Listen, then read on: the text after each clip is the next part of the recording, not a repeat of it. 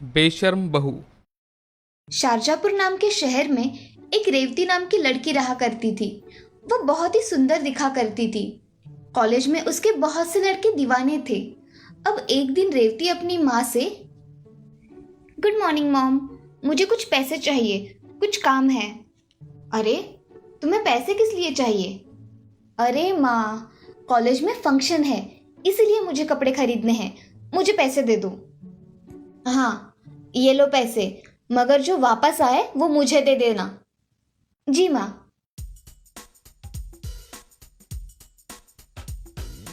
रेवती ऐसा कहकर वहां से पैसे लेकर चली जाती है और दुकान से ड्रेस लेकर बाकी के पैसों से अपना मेकअप का सामान खरीद लेती है। ये सब बातें वो घर आकर अपनी माँ को बताती है। माँ, मैं तुम्हारे दिए हुए पैसों से ये ड्रेस और मेकअप का सामान लेकर आई हूँ।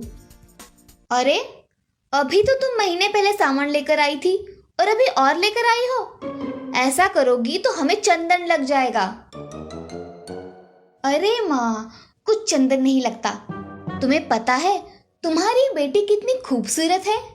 सारे कॉलेज के लड़के मरते हैं इस चेहरे पर। क्या अनाप शनाप बक रही हो, पता भी है। जस्ट चिल माँ, इतनी भी कोई बड़ी बात नहीं है। ऐसा कहकर रेवती वहां से चली जाती है। राधा मगर रेवती के बारे में सोचकर हॉल में बैठ जाती है। तभी रेवती के पिताजी सुभाष वहां आ जाते हैं। क्या हुआ है राधा, बड़ी चिंता में दिख रही हो? अरे, इस लड़की का क्या करूं मैं, बहुत बदतमीज हो गई है। पैसों की तो कोई अहमियत ही नहीं है इसको। मेरे दोस्त का लड़का है रवि, बहुत पढ़ा लिखा है और अच्छी जॉब भी करता है, बैंक में मैनेजर है। उसकी शादी के लिए लड़की देख रहे हैं। मैं सोच रहा हूँ कि हमारी रेवती अब बड़ी हो गई है, क्यों ना हम उसकी शादी कर दे, तो वह बड़ी और समझदार बन जाएगी। हाँ, वैसे आप सही कह रहे हो। जिम्मेदारी पड़ेगी तो ये सीधी भी हो जाएगी और ये रिश्ता भी अच्छा है। तो मैं कल ही बात कर लेता हूँ। शुभ काम में देरी नहीं करनी चाहिए। जी, जैसा आप ठीक समझे। मैं रेवती को कल सुबह इसके बारे में बता दूंगी। चलो अब सो जाते हैं, सुबह जल्दी उठना है। जी चलिए। ऐसा कहकर सुभाष और राधा सो जाते हैं। अगले दिन रेवती की माँ उसको सारी बातें बता देती है और रेवती भी लड़का देखने के लिए तैयार हो जाती है। अगले दिन रेवती के घर रवि, उसकी माँ शीला और उसके पिताजी किशन आते हैं। थोड़ी बातें हो जाने के बाद राधा रेवती को लेकर वहां आती है।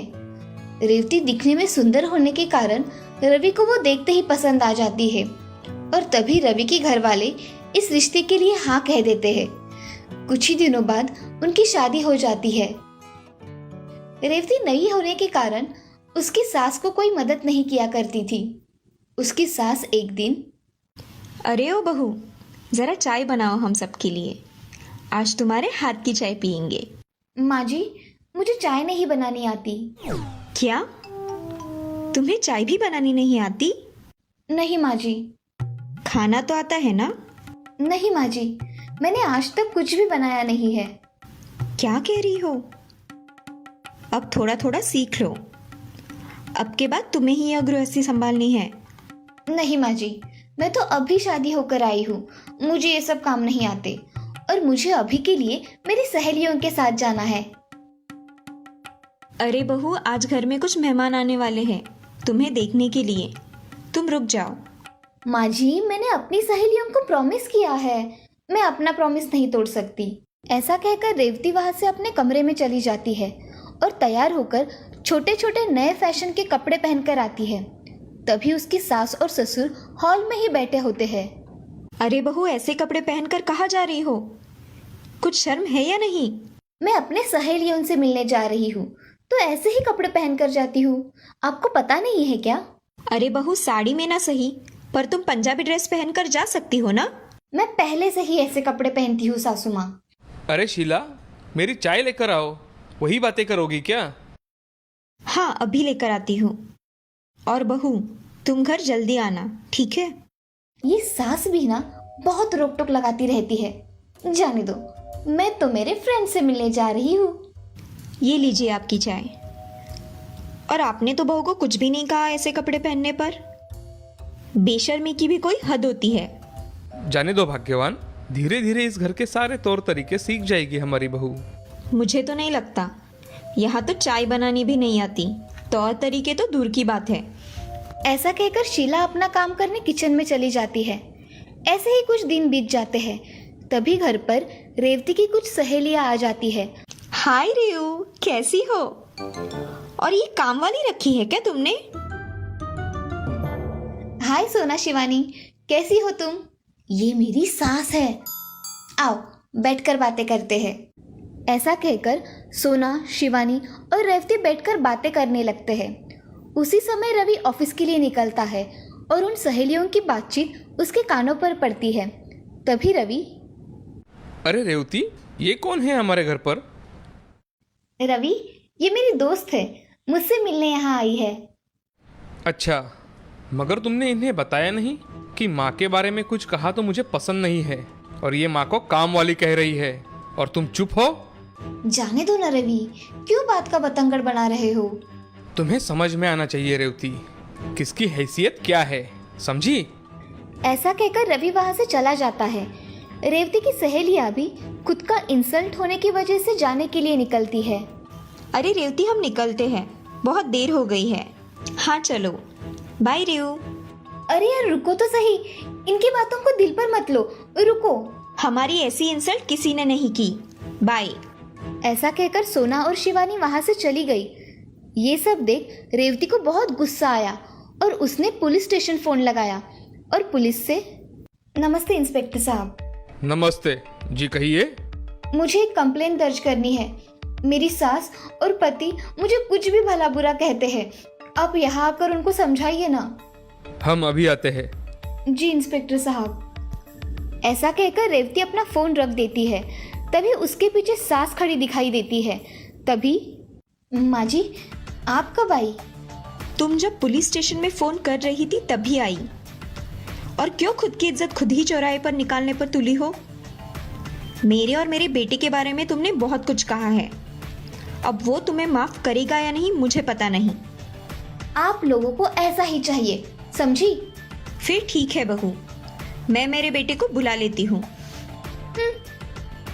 ऐसा कहकर रेवती की सास वहां से चली जाती है और अपने बेटे को फोन करके घर पर बुला लेती है। ये सब सुनकर रवि हक्का बक्का हो जाता है और जल्दी जल्दी में घर चला आता है। तभी रवि के घर पुलिस आ जाती है। पुलिस को देख रवि, क्या हुआ इंस्पेक्टर साहब, आप यहाँ? मुझे आपकी पत्नी ने यहाँ बुलाया है। उन्होंने आपकी और आपकी माँ की कंप्लेंट लिखवाई है। क्या? मगर ऐसा कुछ भी नहीं हुआ है इंस्पेक्टर साहब। ऐसी कंप्लेंट लिखवाई है आपकी बीवी ने। रेवती, तुमने कंप्लेंट लिखवाई है? क्या हुआ क्या है तुम्हें? मैंने सही किया है। इंस्पेक्टर साहब इन्हें लेकर जाओ या इन्हें समझा दो। इन्हें किसी से बात करने की तमीज नहीं है। उसका ये बर्ताव देख रवि और शीला को बहुत बुरा लगता है। पुलिस रवि को बहुत खरी खोटी सुनाकर वहां से चली जाती है। तभी रवि और शीला अपने कमरे में चले जाते हैं। कोई किसी से कुछ बात नहीं करता। तभी रेवती बोलती है, अच्छा हुआ, इनको ऐसा ही सबक मिलना चाहिए था। अब आया ऊंट पहाड़ के नीचे। ऐसा कहकर रेवती दूसरे दिन अपने मायके निकल जाती है। सारी घड़ी घटना रेवती की सास पहले ही उसके माँ को बता देती है और रेवती के घर आने के बाद रेवती की माँ उससे, रेवती तुझे समझ में आ रहा है तूने क्या किया है? बसा बसाया घर उजाड़ दिया है तूने। वो मुझसे बातें ही ऐसे करते थे, इसीलिए मैंने ऐसा किया और मैं वहां नहीं जाने वाली। मेरे घर में तुम्हारे लिए कोई जगह नहीं है। कल को अगर हम तुझे कुछ कह दे तो तू हमें जेल भेज देगी। इसीलिए तुम मेरे घर में नहीं रह सकती। मैं कहाँ जाऊंगी माँ? कहीं भी जाओ। तुमने जो किया है वो बहुत बुरा किया है। अब तुम उनकी माफी मांगो और तुम्हारे अपने घर जाओ, समझी? ऐसा कहकर राधा घर में चली जाती है और रेवती को अपनी गलती का एहसास होता है। वो मन ही मन, मैंने अपने घर वालों के साथ बहुत बुरा बर्ताव किया है, मुझे उनसे माफी मांगनी पड़ेगी। क्या पता मुझे माफ कर दे तो। ऐसा मन में सोचकर रेवती उसके घर चली जाती है।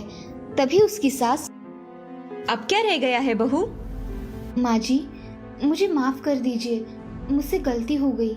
अरे तुम किस मुंह से माफी मांग रही हो रेवती? अगर मेरे बेटे ने तुम्हें माफ कर दिया है तो ही मैं तुम्हें माफ कर दूंगी। हाँ माँ जी, मैं उनसे भी माफी मांगती हूँ। और अब क्या रह गया है रेवती? मुझे माफ कर दीजिए, मैंने बहुत बड़ी गलती कर दी है। मैं आइंदा से ऐसा नहीं करूँगी।